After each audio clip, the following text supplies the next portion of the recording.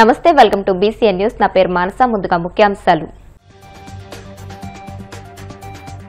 నక్కపల్లిలో కొత్తగా ఎంపికైన ఉపాధ్యాయులను సన్మానించిన హోంమంత్రి అనిత. ఎన్నికల్లో ఇచ్చిన హామీ మేరకు డీఎస్సీ ప్రకటించి ఉపాధ్యాయ పోస్టులను భర్తీ చేశామని వెల్లడి. అబద్దాల కోరు జగన్ కు ఆల్మట్టిపై అవగాహన లేదన్న మంత్రి నిమ్మల. 5 ఏళ్ల పాటు నీటిపారుదల రంగాన్ని నిర్వీర్యం చేసి 50,000 కోట్ల పంట నష్టానికి కారణమైన చరిత్రహీనుడని ధ్వజం.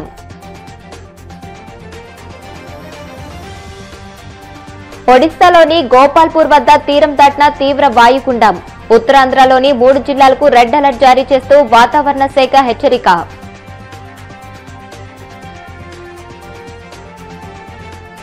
చక్రస్నానంతో ముగిసిన తిరుమల శ్రీ వెంకటేశ్వర స్వామివారి వార్షిక బ్రహ్మోత్సవాలు. అపురూప దృశ్యాన్ని కనులారా వీక్షించి పునీతులైన వేలాది మంది భక్తులు. ఎన్ని ఆటంకాలు ఎదురైనా మెగా డీఎస్సీతో ఉపాధ్యాయ ఉద్యోగాలను మంత్రి నారా లోకేష్ భర్తీ చేశారని హోంమంత్రి అనిత తెలియజేశారు. అనకాపల్లి జిల్లా నక్కపల్లిలో కొత్తగా ఎంపికైన ఉపాధ్యాయులను ఆమె ఘనంగా సన్మానించారు. ఎన్నికల్లో ఇచ్చిన హామీ మేరకు డీఎస్సీ ప్రకటించి ఉపాధ్యాయ పోస్టులను భర్తీ చేశామని అన్నారు. డీఎస్సీని నిలుపుదల చేసేందుకు సుమారు 170 మంది కోర్టులో కేసులు వేశారని అన్నారు. వీటన్నిటినీ అధిగమించి అభ్యర్థులకు న్యాయం చేశామని అనిత వివరించారు. రాష్ట్ర చరిత్రలోనే అత్యధికంగా ఉపాధ్యాయ ఉద్యోగాలను భర్తీ చేసిన ఘనత సీఎం చంద్రబాబుకే దక్కుతుందని అన్నారు. విద్యార్థులను భారీ పౌరులుగా తీర్చిదిద్ది స్ఫూర్తిగా నిలవాలని కొత్త ఉపాధ్యాయులను మంత్రి కోరారు. అనంతరం వారిని సన్మానించి బహుమతులు అందజేశారు.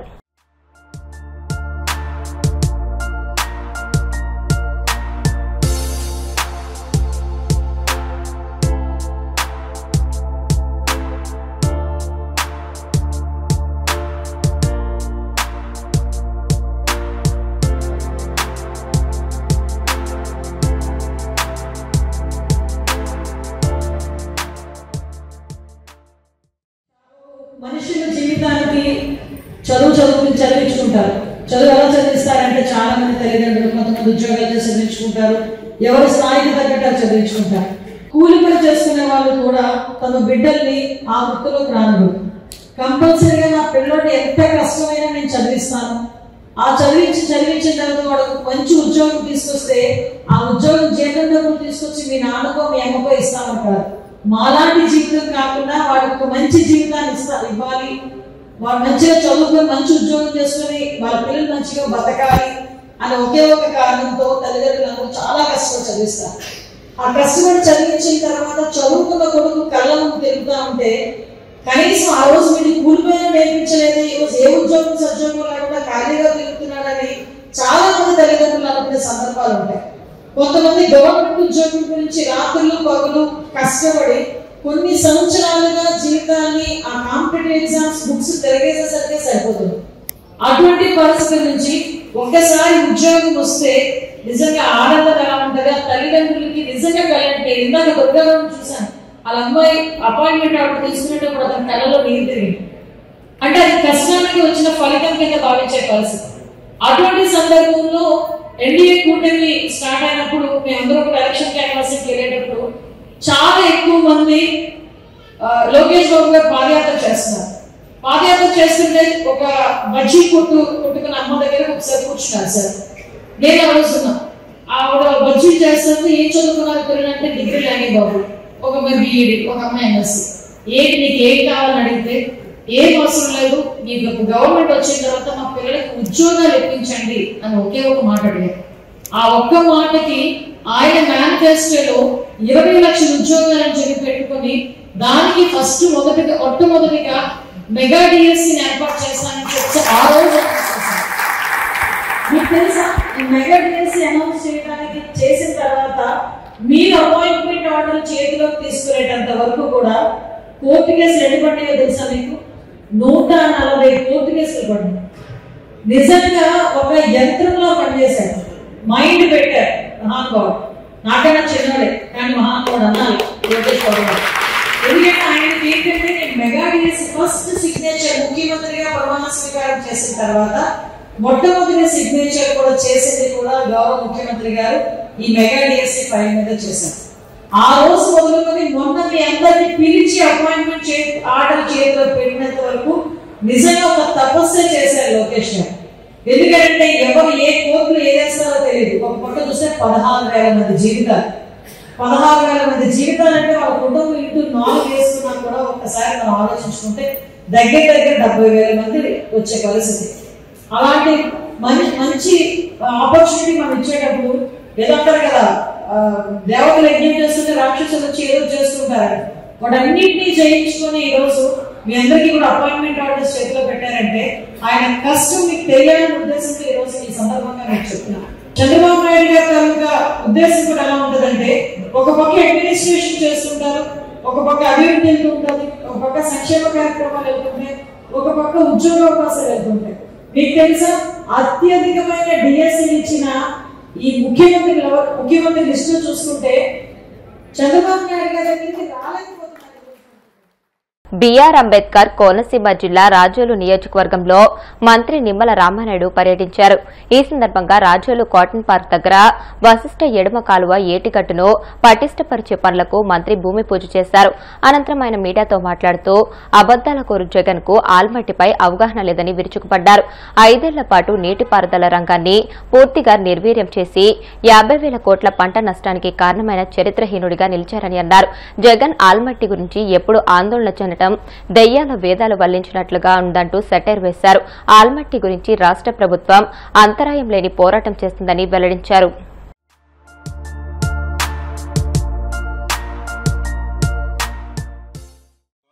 సంబంధించిన వరదలు వస్తే వాటి కష్టాలు ఎట్లా ఉంటాయి, వాటి నష్టాలు ఎట్లా ఉంటాయి, లంక గ్రామాల యొక్క పరిస్థితి ఏంటనేది మీకు మాకు కూడా గత 30-40 సంవత్సరాల నుంచి నేను కూడా స్వీయ అనుభవం నాకు కూడా ఉన్నటువంటి పరిస్థితి. దాన్ని దృష్టిలో పెట్టుకుని నేను కూడా ఇరిగేషన్ శాఖ మంత్రిగా వచ్చిన తర్వాత పర్టికులర్ గా ఏదైతే ఈ యొక్క గోదావరి ఏటుగట్టుకు సంబంధించి పనులు ఏవైతే బ్యాలెన్స్ మిగిలిపోయి ఉన్నాయో వాటిని పటిష్టం చేయించాలనేటువంటి ఆలోచనతో ఆర్థిక పరిస్థితి సహకరించినటువంటి స్థితిలో ఉన్నా కూడా వీటికి ప్రయారిటీ ఇవ్వడం జరిగింది. 19-24 5 సంవత్సరాల వాళ్ల వైసీపీ పాలనలో ఏటుగట్టుకు సంబంధించి ఎక్కడా కూడా ఒక తట్ట మట్టి పని చేయలేదు, ఒక అరబస్తా సిమెంట్ పని చేయలేదు, ఒక్క రూపాయి ఎక్కడ కూడా ఖర్చు పెట్టినటువంటి పరిస్థితి 5 సంవత్సరాల్లో లేదు. ఆ రోజు మనందరం కూడా చూసాం, వరదలు వస్తే ఏటుగట్టు వెంబడి మనమే సంచులు తెచ్చుకుని, మనమే మట్టి ట్రాక్టర్ల మీద తెచ్చుకుని, మనమే ఆ మట్టి బ్యాగుల్లో కొట్టి మళ్ళీ ఆ బ్యాగుల్ని మనమే మోసి ఏటుగట్టు వెంబడి రాత్రి పగలని తేడా లేకుండా పర్టికులర్ గా యువత అంతా కూడా వేలాది మంది ఏటుగట్ల మీద రాత్రి పగళ్ళు ఇక్కడే కాపలా కాసి ఆ రోజు బస్తాలు కట్టుకుని మన ఏటుగట్టుని మనం కాపాడుకునేటువంటి పరిస్థితి గత 5 సంవత్సరాల పరిపాలన చూసాం. అటువంటి పరిస్థితి నుంచి మళ్లీ మీ అందరికీ కూడా ఒక భద్రత ఉండాలి, ఒక భరోసా ఉండాలనేటువంటి ఆలోచనతోటే వెస్ట్ గోదావరికి కూడా 2 విడతలుగా 9 కోట్లు, అదేవిధంగా మరొక 9 కోట్లు 18 కోట్ల రూపాయలు పెట్టి అక్కడ ఏటుగట్టు పటిష్టానికి పనులు జరుగుతూ ఉన్నాయి. అదేవిధంగా ఇటు ఈస్ట్ గోదావరి కోనసీమకు సంబంధించి ఏదైతే ఈ యొక్క రాజోలు పరిసర ప్రాంతంలో పటిష్టంగా ఉంటుంది అనేటువంటి ఆలోచనతోటే ఈవేళ 25 కోట్ల 10 లక్షల రూపాయల నిధులు మంజూరు చేసి ఈ రోజు శాసనసభ్యులు పెద్దలు అందరి సహకారంతో ఈ రోజు ఇక్కడ మనం మరి శంకుస్థాపన చేసుకునేటువంటి పరిస్థితి. పండగ రోజని కూడా కాకుండా, సెలవు దినాలైన రోజుని కూడా కాకుండా ప్రజల కోసం ఈ రోజు తెలుగుదేశం, జనసేన, బీజేపీ కూటమి ప్రభుత్వం మరి ఇలా పనిచేస్తూ ఉంటే మరి నిన్న మొన్న చూస్తూ ఉన్నారు జగన్మోహన్ రెడ్డి గారు మరి ఆయనకి కనీసం ప్రతిపక్ష హోదా కూడా ఇవ్వకుండా ప్రజలు గుణపాఠం చెప్తే ఆ గుణపాఠం నుంచి పాఠాలు నేర్చుకోకుండా మళ్ళీ ఆయన నమ్ముకున్నటువంటి అబద్దాలని అసత్యాలని నమ్ముకుని ఆయన మాట్లాడుతున్నటువంటి పరిస్థితి. మరి ఏదైతే నిన్న కూడా చూశారు ఆల్మెట్టి మీద మరి ఆయన నిన్న ఎక్స్ లో మరి ఆయన ట్విట్టర్ లో చూస్తే చాలా ఆశ్చర్యం అనిపించినటువంటి పరిస్థితి. ఈ యొక్క ఆంధ్రప్రదేశ్ రాష్ట్రంలోనే కాదు ప్రపంచంలోనే అతి పెద్ద అబద్దాల కోరైనటువంటి జగన్మోహన్ రెడ్డికి ఆల్మెట్ మీద అసలు అవగాహన లేనటువంటి పరిస్థితి మనందరికీ తెలుసు. 5 సంవత్సరాల జగన్మోహన్ రెడ్డి పాలనలో ఇరిగేషన్ వ్యవస్థను మొత్తం నిర్వీర్యం చేసి ఒక్క పోలవరం ప్రాజెక్టుని ధ్వంసం చేయడం ద్వారా, ఒక్క డయాఫ్రమ్ వాల్ విధ్వంసం చేయడం ద్వారా నాకు తెలిసిందే ఆ పోలవరం ప్రాజెక్టుని మరొక 5-10 సంవత్సరాలు వెనక్కి నెట్టేయడంతో నాకు తెలిసింది 50,000 కోట్ల రూపాయలు ఒక్క పోలవరం ప్రాజెక్టు ద్వారానే పంట నష్టం పోయారు రైతులందరూ కూడా. అటువంటి వ్యక్తి 5 సంవత్సరాలు ఇరిగేషన్ విధ్వంసం చేయడం ద్వారా దగ్గర లక్షల కోట్ల రూపాయలు రైతులు పంట నష్టం పోయినటువంటి పరిస్థితి. అంటే ఈ రకంగా 5 సంవత్సరాలు ఇరిగేషన్ వ్యవస్థను విధ్వంసం చేసి లక్షల కోట్ల రూపాయలు పంట నష్టం చేకూర్చినటువంటి వ్యక్తి ఈ రోజు ఆల్మెట్టి గురించి మాట్లాడడం అంటే ఇవాళ దెయ్యాలు వేదాలు ఒలించినట్టుగా ఉన్నటువంటి తీవ్ర వాయుగుండం ప్రభావంతో ఉత్తర కోస్తాంధ్ర అప్రమత్తమైంది. శ్రీకాకుళం, పార్వతీపురం, మన్యం, విజయనగరం జిల్లాల్లో భారీ వర్షాలు కురుస్తాయని వాతావరణ శాఖ హెచ్చరిస్తూ ఈ జిల్లాలకు రెడ్ అలర్ట్ జారీ చేసింది. మరోవైపు ఒడిశా రాష్ట్రంలో కురుస్తున్న వర్షాల కారణంగా శ్రీకాకుళం జిల్లాలోని ప్రధాన నదులు ఉప్పొంగి ప్రవహిస్తున్నాయి. విశాఖ వాతావరణం కేంద్రం వెల్లడించిన వివరాల ప్రకారం తీవ్ర వాయుగుండం ఒడిశాలోని గోపాల్పూర్ సమీపంలో తీరాన్ని దాటింది. ఇది క్రమంగా వాయువ్య దిశగా పయనిస్తూ బలహీన పడుతున్నప్పటికీ దీని ప్రభావం ఇంకా కొనసాగుతుందని అధికారులు స్పష్టం చేశారు. రానున్న 24 గంటల్లో తీరం వెంబడి గంటకు 55 నుంచి 75 కిలోమీటర్ల వేగంతో బలమైన ఈదురుగాలులు వీచే అవకాశం ఉందని హెచ్చరించారు. కలియుగ దైవం శ్రీ వెంకటేశ్వర స్వామివారి వార్షిక బ్రహ్మోత్సవాలు కన్నుల పండుగగా ముగిశాయి. ఉత్సవాలలో చివరి ఘట్టమైన చక్రస్నానాన్ని శ్రీవారి పుష్కరంలో శాస్త్రోక్తంగా అత్యంత వైభవంగా నిర్వహించారు. ఈ పవిత్ర కార్యక్రమంలో సుదర్శన చక్ర తాల్వార్కు పవిత్ర స్నానం చేయించగా వేలాది మంది భక్తులు ఈ అపురూప దృశ్యాన్ని కన్నులారా వీక్షించి పునీతులయ్యారు. దీంతో 9 రోజుల పాటు అంగరంగ వైభవంగా సాగిన ఉత్సవాలకు పరిసమాప్తి పలికినట్లయింది.